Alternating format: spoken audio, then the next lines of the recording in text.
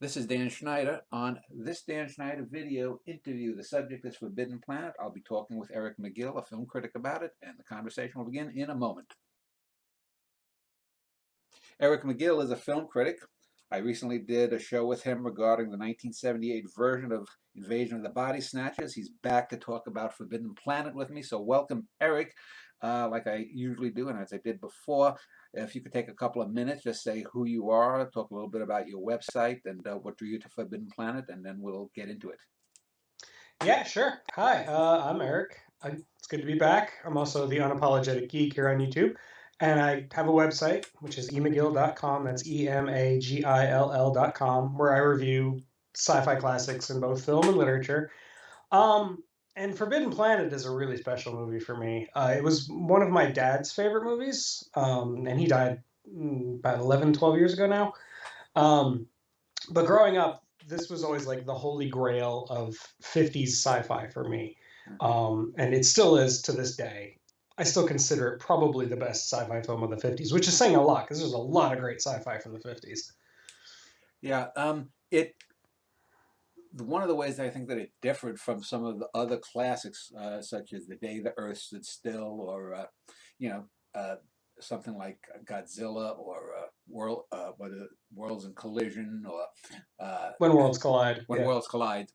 When Worlds Collide. That was Emmanuel Velikovsky, a nut who wrote a book like that. But the way that it differs is this was a big budget movie for its day. You know, this was sort of Star Wars 20-some years earlier. It wasn't just, a throwaway, George Romero kind of thing that was done on a shoestring budget. And it developed new techniques. I think it was the first all electronic score. That's all true. So, yeah, so it's not only a landmark because of its quality, but technically it's a landmark. Tell me a little bit about your father and his was he a cineast, or was this just a movie that he liked, or did he appreciate the finer qualities? I mean, he liked movies, but he wasn't a cinemaphile. He wasn't a cinemaphile like I am. But he introduced me to a lot of good classic films like Casablanca and stuff. But he always had a soft spot for science fiction, like classic science fiction. He was the one who introduced me to things like Isaac Asimov and Arthur C. Clarke. So for me, whenever my dad liked something that was science fiction, which was something that I was drawn to even more than he was, but if it was something that my dad liked, it was automatically on a different level than everything else, just because that's the way I felt about my dad. And it's held true. Like, all these things he's introduced me to when I was a kid feel to me as an adult like they are the best thing about science fiction. Like, Isaac Asimov and Arthur C. Clarke are, in fact, giants of the genre, and Forbidden Planet is a great movie. So, yeah, that's where that comes from. Another thing that differs about Forbidden Planet, other than some of the technical things like the score and the big splashy color, it wasn't a black and white film, is that prior to that, as far as I know, at least in American science fiction films, all the time, all of these kind of space operas were about them, the aliens, coming to us at Earth. Here, we get a reversal of that. We don't even really see the aliens other than the monster that comes in later that's animated. But it's basically humans have gone out and they are colonizing different worlds and finding this, that, and the other thing. And so they're even the ones flying the flying saucer. Right, yeah. Right. And so it's a neat little reversal, and it sort of makes you wonder too that we'll talk more about the monster and whatnot. Again, it's the humans that are the monsters. In other words, one specific human that we'll get into, but this was an original story by a fellow named Nicholas Nafak, and a lot of people have sometimes conflated it with William Shakespeare's The Tempest, although there are certainly similarities. What do you take away from the idea of a lot of critics who say this is based on The Tempest, when it really isn't based on it, although it shares some similarities? Well, I'm glad to hear you say that, because I'm also a Shakespeare nut, always have been. And you're right, it has similarities with The Tempest, but other than an old man wielding some kind of magic on an island with his daughter, it really doesn't have that much in common. Like thematically and storytelling wise, a lot of different stuff happens than happens in The Tempest. Yeah. So I don't think it was based on it. It may have taken some inspiration from it just for the setting and for some of the central characters, but Caliban is not the id monster or Yeah. something like that. I've heard people go in depth on all the similarities, and it's kind of a stretch. Yeah, and Robby the Robot certainly is. It's Right. Caliban. Exactly. But another thing, so let's talk about the director, Fred M. Wilcox. The name, I think he did a few other films, but was he a big name? Was he just a B director? What can you tell me about Wilcox? As far as I remember from my research, he wasn't a huge director. He was a B movie director, but MGM thought that he had star quality, that he could become a workhorse, big budget director. And when they were conceiving of Forbidden Planet, they wanted to do for science fiction what they had done for fantasy with Wizard of Oz. Mm, That's what they were picturing it as, like this giant tentpole event thing. yeah. And so they were looking to be a showcase of a new director, not really a new director, but a director that they could highlight. Um, and as far as I know, he didn't really go on to do much more. Like he did a few other B movies, I think. I don't really remember off the top of my head. But because Forbidden Planet actually wasn't as financially successful as they wanted it to be, it kind of all their plans kind of fell apart. But it wasn't a bomb either. I mean, I think It wasn't a bomb. It was it made a profitable, little but bit of a profit. But yeah, but it wasn't what they were expecting. They were expecting it to be Wizard of Oz. yeah. Excuse me. So let's talk about some of the cast. Uh, the big name, the big draw was Walter Pidgeon, and Pidgeon was a Right. serious actor from the 30s and 40s. He was in A movies, and so to get someone like him to play the pivotal character, was something of a coup because science fiction. You read all about how before 2001 science fiction was looked down upon. But in the 1950s, when you had all these UFO movies and these monster movies like The Beast from 20,000 Fathoms and whatnot, Right. science fiction, but do we know how Pigeon was he just given a good chunk of money and did it, or did he believe in the project?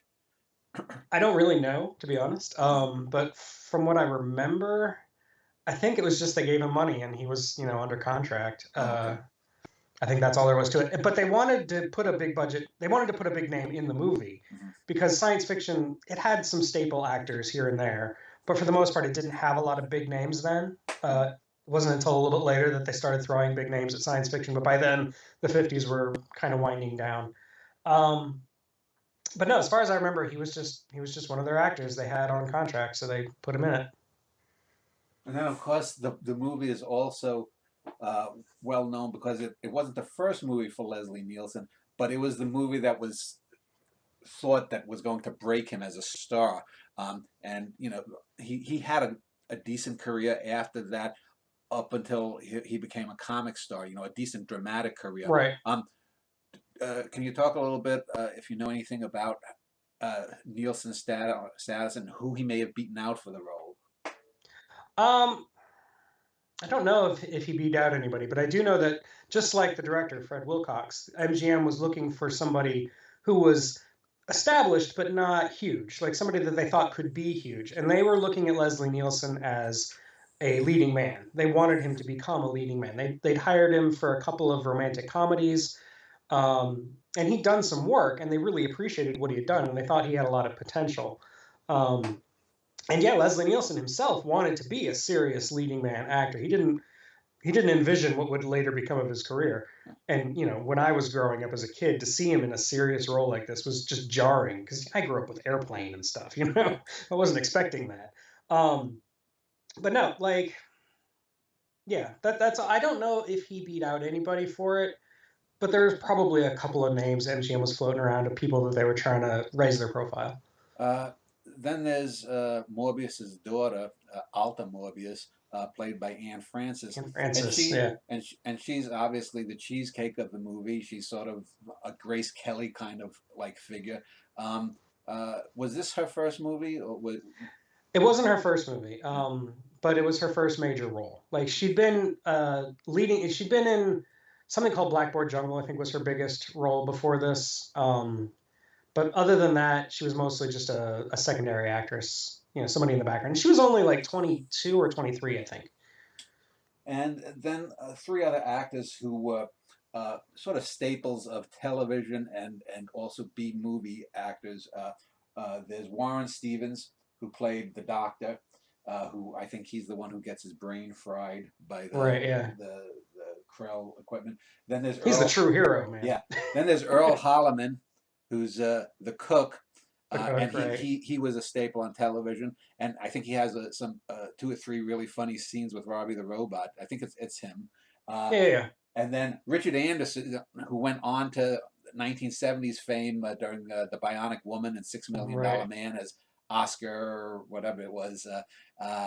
There. Uh, what is your take on those three, sort of staple actors there? Because the rest are pretty much unknowns.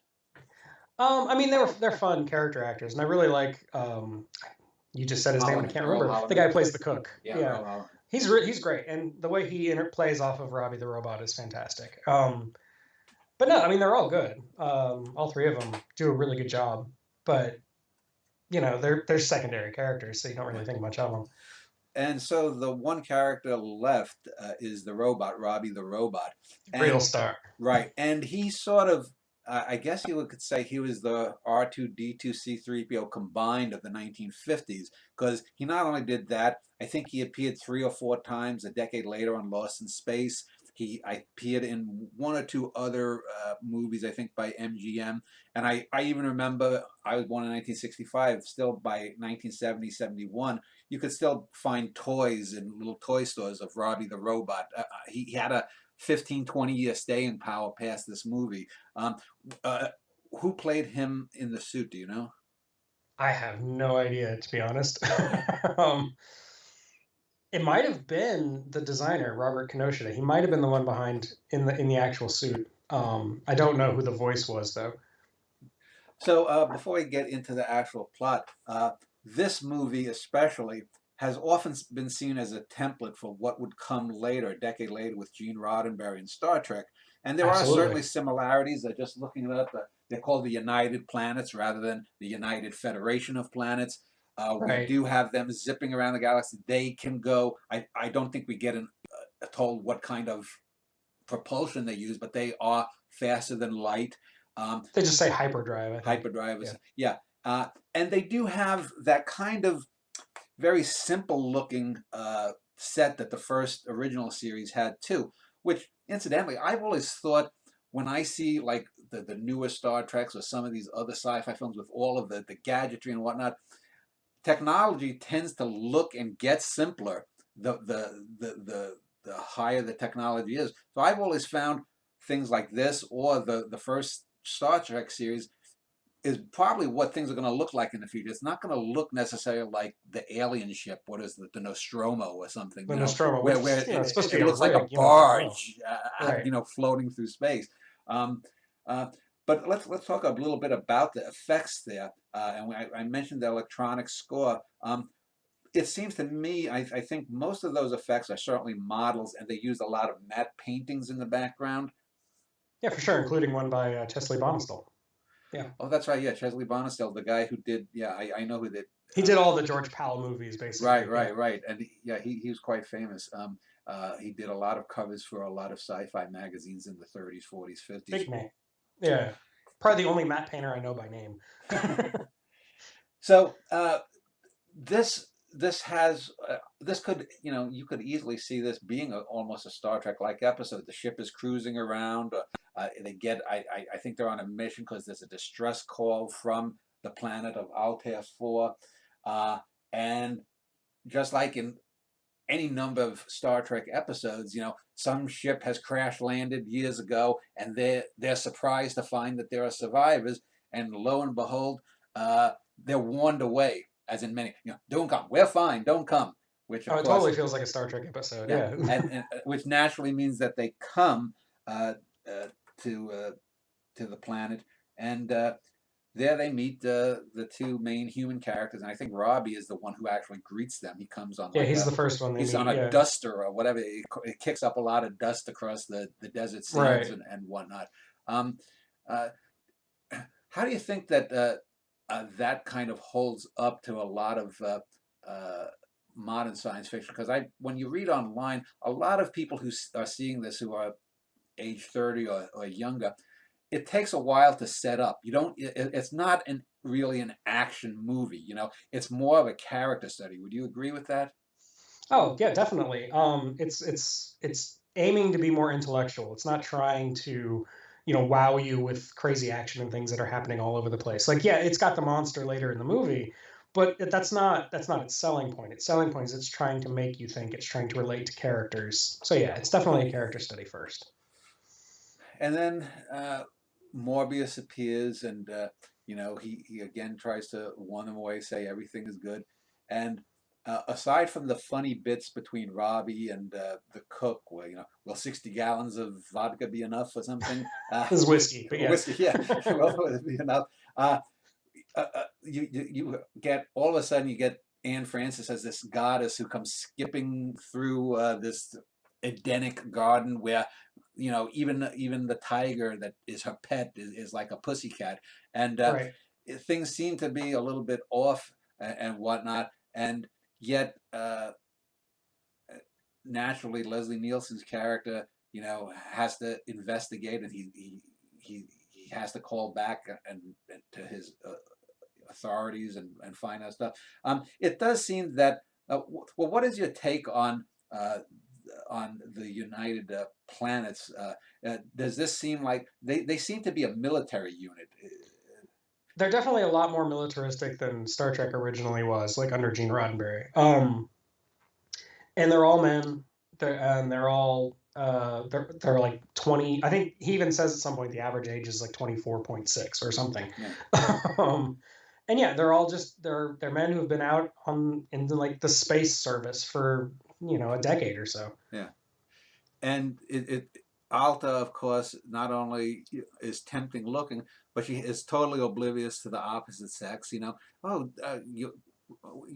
she get. I think a couple of the no name characters you say, I'd like to kiss you or whatnot. And if, in a modern redo, of course, she'd probably be on her knees. Is Right. this Yeah. how you do it? Probably.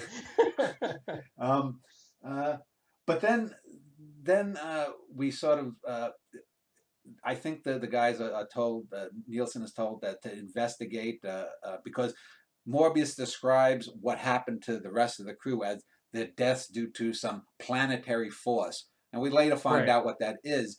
But again, this is a setup that is also very Star Trekian. There's some loner. Something happened. I think there was even an episode in the second Star Trek Next Generation series where Picard and the crew literally go to a planet that's decimated except for one little area, One sort of little. like this. Yep. And it turns out that it's a godlike being that wiped out the invaders that were trying to destroy the planet. And With his mind. right, Yeah. right. And Picard wisely says, "Well, we're not going to fuck with you, basically." But Yeah. Leslie Nielsen is more Captain Kirk, and he's got to stick with it, stick with that. But I think one of the most I think probably the dramatic turn that takes was the movie does seem a bit kind of fluffy until we're told about the Krell. So maybe if you want to talk about what the Krell are and how the movie turns a bit more serious and a bit more philosophical with their revelation. Well, I think it's hard to talk about the Krell without talking about what the themes of the movie are. Well, go ahead. And but like the idea of the Krell is kind of extrapolating where technology would be going, like the extreme end of where technology would go. And I think in the post World War II age and the atomic age, that has to be a stand-in for the atom bomb. You have this invisible monster that's created by the Krell technology. It's radiation is invisible. um, there's a lot of other things like that it's obviously they're trying to work out how how to have scientific progress, but how to not make it go too far. And the Krell represent that just going too far, that blind ignorance of human nature, just scientific progress for the sake of scientific progress without actually taking into account the downsides. And I think that was a big concern. And it's all through 50s science fiction. I mean, it's like the classic trope of 1950s science fiction. It's either about the atomic bomb or it's about communism, usually, you know? And I think that Forbidden Planet is no exception. And I think that's what the Krell represent. They represent scientists who are noble in their goals, but, wind up becoming death and destroying worlds and stuff like that. And I think one of the things that's the most interesting about the Krell is, if you know real life, I mean our universe, real life UFO mythos, there was a case called the Betty and Barney Hill case, Barney which Hill, established right? the gray aliens with bug eyes. But before that, aliens looked totally. They were there was a hodgepodge. There were Nordics that looked like who's the fellow from The Day the Earth Stood Still? Not Ray Milland. Oh, but you know the male character who's the Jesus Yeah, figure. can't remember off the top of Yeah, my head. yeah. Yeah, But they either look very white, very human, Rennie, or yeah, Michael Rennie. Michael Rennie, right? Yeah, or they're distorted like some atomic beast or maybe Frankenstein like that is behind you. Um, but with the Krell, I think one of the things that makes the Krell so interesting is the very same reason that the monolith in 2001 is good. We don't see who built the monolith. We never see the Krell. We only see the monolith and the technology that's left behind. I mean, we see that they have doors and that they seem to have been probably squat, oddly shaped creatures or something. And I think the brain enhancer that's used for their heads are probably 3 times as wide. Right. And yet we never see them. We see, and then yet we see, I think 20 miles up and 20 miles down, 7,800 levels or something, and we see these huge machines, which again probably in reality those things would get much smaller and more compact, but nonetheless, I mean. What do you think the Death Star was based on? I mean, the Death Star is such an Yeah, obvious ripoff of the Krell, because even that shot where they're looking up that and shot down. definitely looks like it. Yeah, yeah, yeah. Yeah. Um, so do you think, uh, do you agree with me about the fact that we don't know really that much about the Krell, even what they look like, enhances them? Oh, absolutely. I think that makes them a lot more strong. Like, if they pulled back and eventually you see a Krell and it's just some goofy guy in a costume or something, Yeah. that would take away from like the mystique of them. I mean, they've been dead for I think they say 2,000 centuries or Yeah. something. But like, if you actually saw what they looked like, I think it would take away what makes them special, what makes them interesting. Yeah. Yeah, for sure. I definitely agree with you. And it should be said that Robby the Robot is, I think Morbius said he built Robby according to Krell's specifications, and another bit of sort of cross taking things from other things that have been established. I think Robby has some kind of code, sort of like the Asimovian 3 robot rules or something like that, because there's Yeah, even a he scene where doesn't lay it he out can't, exactly, yeah, but but he can't yeah. hurt humans or something. Right. And he has a conflict when Morbius orders him to shoot the commander, and he has a conflict between the orders he's been given that he has to obey and his programming that says he can't kill. So it's very much Asimov's rule of robots. So they just don't lay it out as well. So one of the interesting things too about Dr. Morbius is he's mastered all of this stuff. Or I think I shouldn't say mastered. I think he says he or someone else has a third grade education compared to what the Krell would be. But He says he's a low grade moron by Krell standards. Yeah. right, and yet he acts very much like the character in the second Star Trek pilot, played by the fellow who was in 2001, the actor, where they Yeah. go through some galactic barrier and the eyes start glowing, and he's like, I look upon you like insect. Morbius has all of this Krell technology, all of this Krell knowledge and whatnot, and he doesn't want to dispense it to the encroaching humans, which sort of seems almost like a Xanadu kind of thing. He wants to keep his planet, the Forbidden Planet, his own dominion, because he knows that he can wield some power. So it's one of the things. Like by the end, he acts as if he doesn't realize that he is the id monster that we'll talk about later. but yet at the same token, it seems to me with him setting himself up as a Buddha, a space Buddha, that he does realize that he sort of has some power, and he's playing this kind of political game with Nielsen and the planets.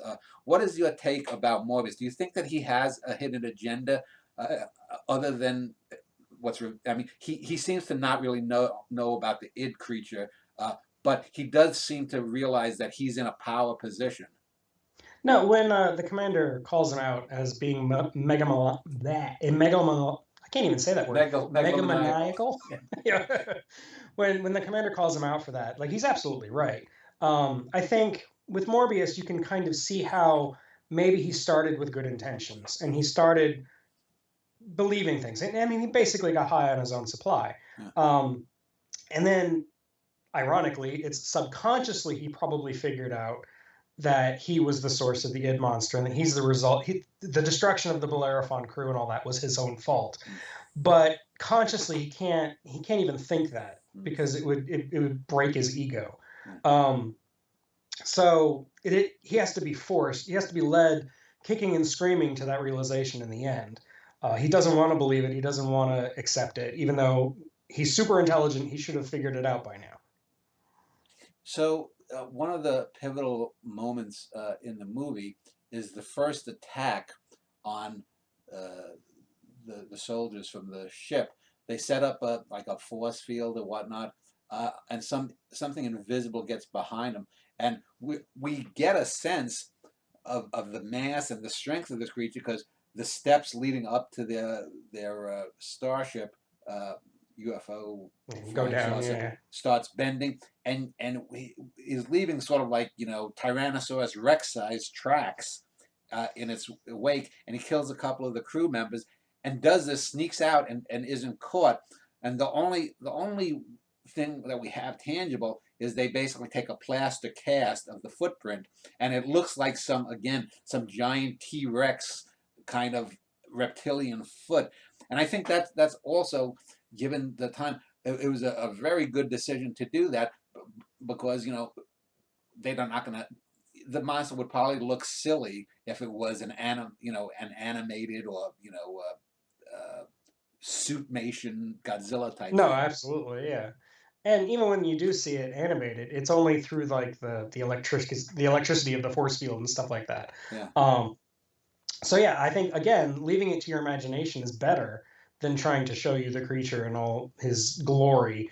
And he was basically designed by the animator, whose name is Joshua Mador, to be like a hodgepodge. Like imagine a bunch of different wild animals put into a blender, and that's what comes out. It's got like the face of a primate, and it's got like these legs of an elephant, and it's got these claws of some kind of sloth, and stuff like that. But we never really get a great look at it, and I think that's a wise decision, because, again, just like with the Krell, if we saw it, it would take away its mystique. And because it's a dream monster, it's a nightmare. It doesn't have to have a definite shape. Yeah, and it's interesting because there have been, Freddy Krueger is probably the most obvious other dream kind of monster of the id, if you will.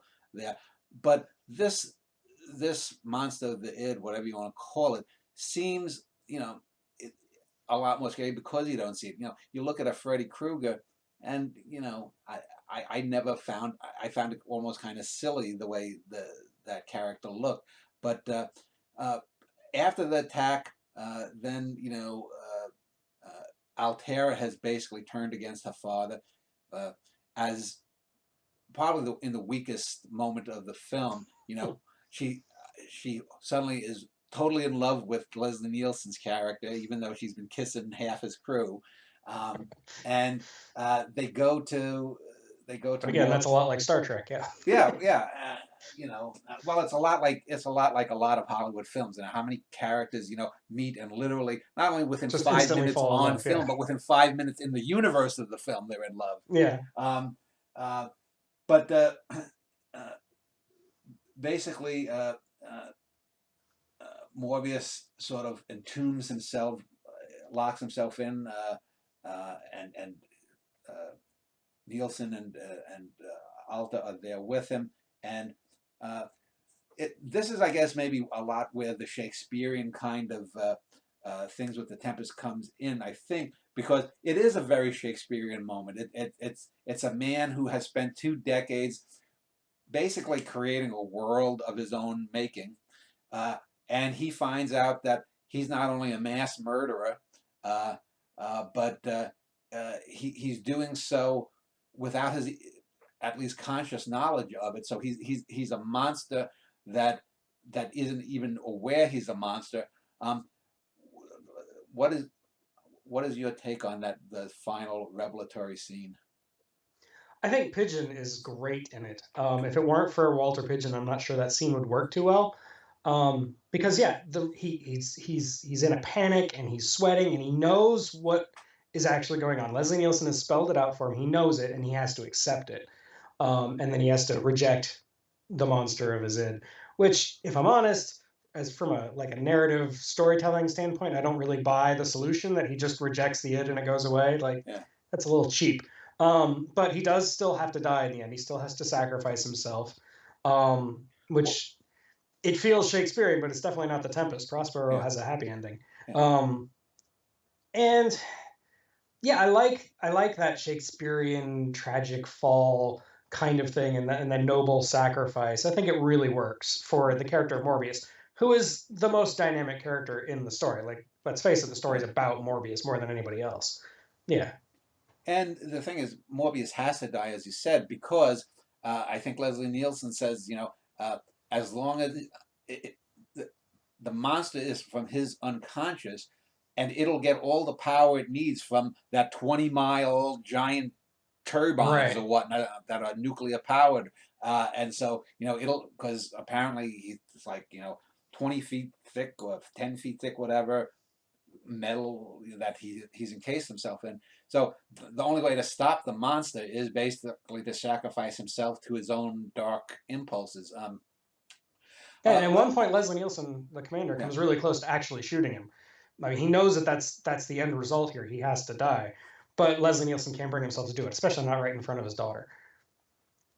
and the finale of the movie, the character, I think it's a little bit weak in that they make their getaway. Robby is somehow steering the ship, going away, and they watch as the planet explodes and whatnot. And clearly, MGM probably, and I think it shows you the mindset. They weren't ever even thinking of a sequel, because if they were thinking of a sequel, you're not gonna. It has to be based on the id monster or something, another ship coming to the planet at 20 years later or something. It Right. would have more of that Alien, the way Alien became Aliens.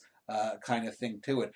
So it is sort of a story that is told in just this one film. Um, but what was the reaction? You talked a little bit about the fact that it made at best a modest profit, but critically speaking, how was it received initially, and how has it over the decades changed, if any? Well, critically, it was liked. I wouldn't say the reviews were glowing, but the reviews were positive, and it had really good word of mouth. Like it did relatively well in the like critical department, but over the years, I think it's gotten just bigger and bigger. Like the reappraisals, the constant reappraisals, consider it one of the classics that still holds up on some level. And I think from a purely filmmaking standpoint, like Hollywood filmmaking of the day, it's a remarkable landmark. Like it's really it does a lot of things really really well, and it's kind of the best of what Hollywood could do with science fiction back then. Mm. Um, and I don't think Hollywood really tried again to do something on that scale until Stanley Kubrick in 2001. And one of the things we mentioned, the comedic aspects that are in the film. It's a film that puts new things out there that weren't in sci-fi. The comic element, the score, and also bringing in, at the time, a fairly big name A type actor like Pigeon into it. Um, Uh, were there initially any plans to capitalize on it had it become far a far bigger grosser? I don't really think so. I don't think MGM. I mean, there were other studios that felt that thought that way. Like Universal's really big on sequels and things like that. They would never make a movie without anticipating what to do if it's super successful. But MGM didn't really work that way. Um, like look at Wizard of Oz. They didn't try to make a sequel to Wizard of Oz until I think the 80s. um, so when if they had envisioned a future beyond Forbidden Planet, if they assumed Forbidden Planet was going to be like a big cultural phenomenon, I don't think that they really thought about it in terms of how can we recapitalize on this story so much as what will be the next science fiction movie we can make with these stars, you know, and this director and things like that. I think that's where their head was at. So let's talk about its influence of going down the line on science fiction itself. Um, you mentioned that it was the first time a flying saucer was in a movie that the humans were the flying were the creatures using it. Um, how did that reverberate? Did it have any impact? Were there, because usually you'll see, you know, you see George Romero, the Night of the Living Dead, and not only did he make sequels, but it spawned the whole zombie craze, vampire, the vampire craze. Uh, you initially had, for example, even before this, you had the what was it? Was it MGM that had the Frankenstein and Dracula and all that the creature from like you had that sort of monster verse. You see it now with the Marvel verse and DC and even Godzilla and King Kong are part of their own monster verse now. Uh, where I mean, do you think that the did this spawn any like knockoffs? Because I can't even think of it's anything that was even remotely like it until we got the Star Trek series. I don't think it had any immediate copycats. I think it took a while to gestate. Yeah, I think it really like it hit young people a lot more than it hit like you know filmmakers of the day. You look at a lot of big sci-fi filmmakers of the 70s and 80s, and they'll tell you Forbidden Planet was one of their primary inspirations. And yeah, of course, Gene Roddenberry and Star Trek. Um, but no, in its aftermath, I think for one thing, a lot of the studios treated it like a failure, even though it technically wasn't. And so they didn't want to copy that model. And the idea of taking humans and putting them on another planet was always an expensive prospect. And they did that very rarely. Usually it was still the aliens were coming to Earth, and that stayed that way for a while. Um, yeah, I don't think the impact was felt until much later. I think though in the 1960s there was a sort of proliferation of robots on television. The most obvious one being Robot from Lost in Space, and I think Robby the Robot appeared in a couple of episodes of that. Um, And the robot from Lost in Space was designed by the same guy, Robert Kinoshita. yeah, Yeah. although I don't think Robby the Robot in that those episodes. He wasn't Robby from this movie. He was Robby the Robot as Robby the Robot stars as another robot. He became his almost own character. It Yeah, he wasn't a became like an actor. Yeah. yeah. It wasn't a crossover of universes. The only other one that comes to mind is I don't know if you ever seen was there was a Russian film. Voyage to the Prehistoric Planet that Roger Corman brought, and then it became Voyage to the Planet of Prehistoric Women. It was originally a Russian, and there was a robot named John who sacrifices himself in the end to save the two. I don't know if you've ever seen that one. Um, I uh, vaguely remember what you're talking about. I think I did see it, but it's been a long time, probably in my 20s.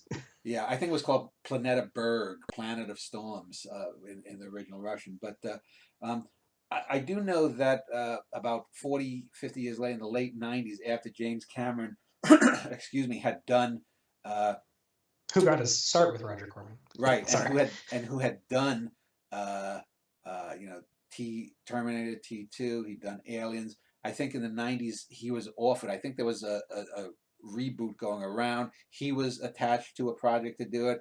Then let me see. I think what is that? A couple of other people. Let's see. J. Michael Straczynski is the only other Straczynski. Yeah. name that I know. but I don't know And how. David Twohy, who did like the Pitch Black movies, and there's a couple others. Yeah.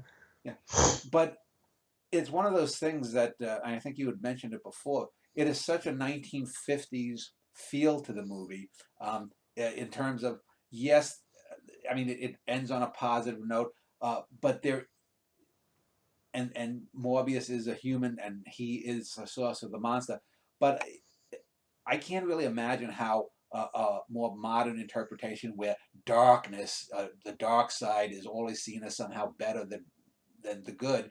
Uh, I really don't see how that could have been made. I wouldn't mind though, if they had somehow, uh, if the Krell suddenly appeared in the Star Trek universe, or in the Doctor Who verse, or whatever they call it. You could How, totally fit them in. Yeah. yeah, where do you rank, uh, aside from the movie? Where do you look at this sort of little mini universe, sci-fi universe, compared to the things we've just mentioned, like Doctor Who or the Star Trek or whatnot?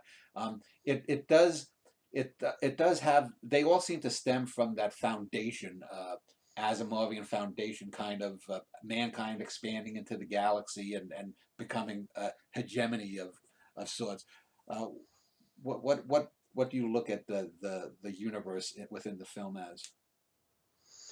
Um, it does. It definitely feels very much like those later shows, like Star Trek and Doctor Who, in that it's created a big universe, but it doesn't explain it to you very much. Like you just get a gist of where you are and what's going on in this world.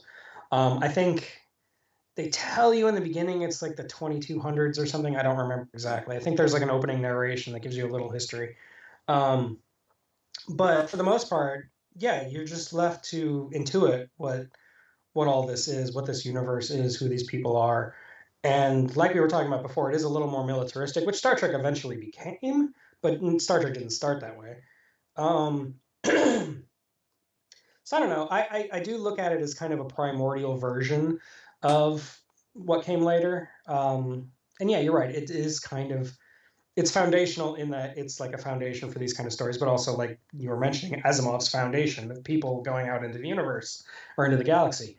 And I think that was, pre 1960s, that was always like the goal was to get humanity off the Earth and to, expand into the solar system and later into the galaxy at large. And that was what everybody envisioned for the future. Um, Personally, that hasn't changed for me, but I think culturally that's not really the goal anymore, and maybe it should be. And I was just looking up. Actually, it says Robby the Robot was operated by a stuntman named Frankie Darrow originally, who was Oh, okay. fired after an early scene because he returned from a lunch drunk.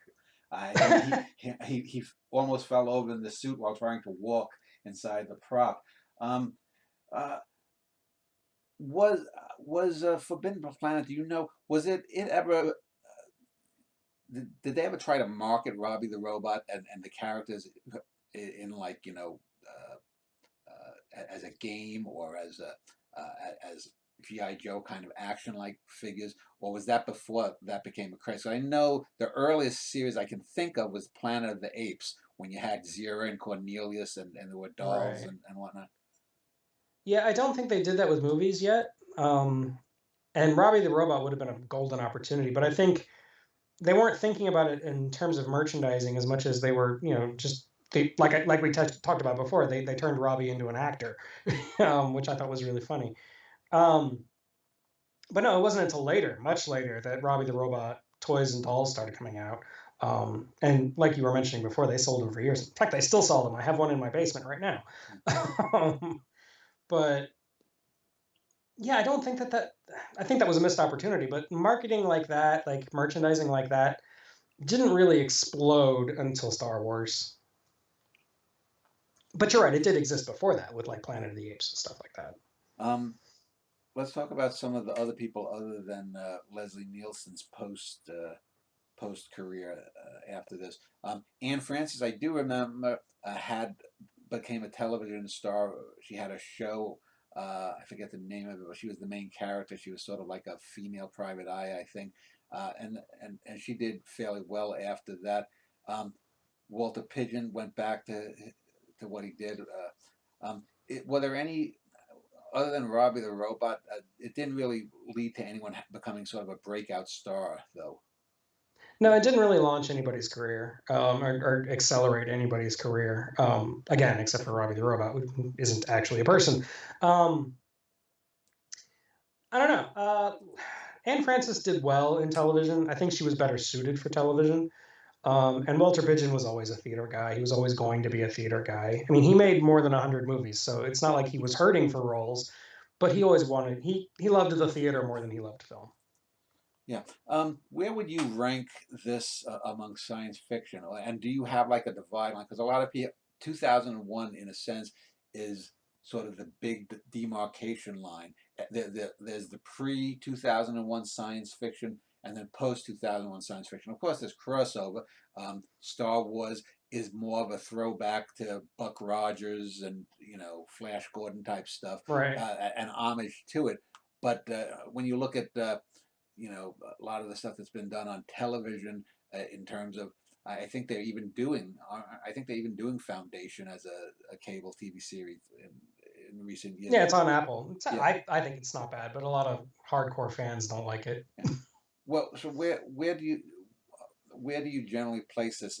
It's certainly not serious science fiction in the sense of 2001, but then you only have something like maybe Solaris and a handful of others that are cinematically serious. But it's certainly quite a bit above a lot of the science fiction of the 50s and 60s. How do you look at it within its place?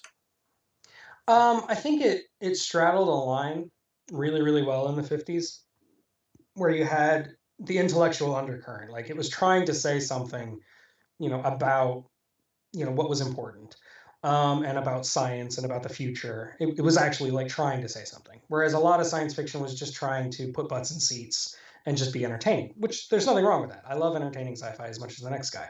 But you had serious sci-fi, like you had, say, The Day the Earth Stood Still, but it'd be very sterile. And this is no knock on Robert Wise or anything, but like a lot of the more intellectual science fiction was always not.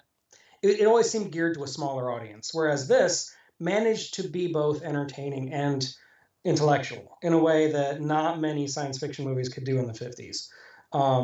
So you say it's not as serious as like a 2001 or a Solaris, and you're right, it's not. But it is trying to it's trying to inform as well as entertain, and I think that's where it stands, and I think it was ahead of its time in that way. And it's also, I think, a bit more subtle and not as ham-fisted as a lot of its contemporaries. I mean, we talked a few months ago about the '78 version of Invasion of the Body Snatchers. If you look at the '56 Body Snatchers, that's a good film, but it's so obviously about communism. Right. The character played by Michael Rennie is so obviously a Christ-like figure. And similarly, when worlds collide, that's maybe the first sort of major apocalyptic movie that there was. I mean, I think it even has like the rocket that shoots off goes up and down like on a sled track and then Right, goes right, right. off. Um, uh, but this was a lot more subtle, and I think it also. I think it also asked a bit more of its audience than a lot of these stuff. And even serious films like The Day the Earth Stood Still. Um, and No, so, you're right. Those other movies, like The Day the Earth Stood Still, were really preachy. Like they were telling you what to think. Whereas I think this movie's trusting the audience. It's trusting the audience in a way that a lot of movies in the 50s wouldn't do. Even like, not even counting science fiction, like even like regular movies in the 50s didn't always trust the audience. Um, and yeah, you can look at certain things like the romantic subplots and the comedic bits with the cook. You can kind of look at that as pandering to the audience or being like, I don't know, being a little dishonest, but I don't think that the movie was trying to do that. I think the movie was trusting the audience and was trying to get the audience to think, and not tell it what to think. yeah, and I think one of the things that it's humanizing that there are still you presume the cook is a bit of an alcoholic out there.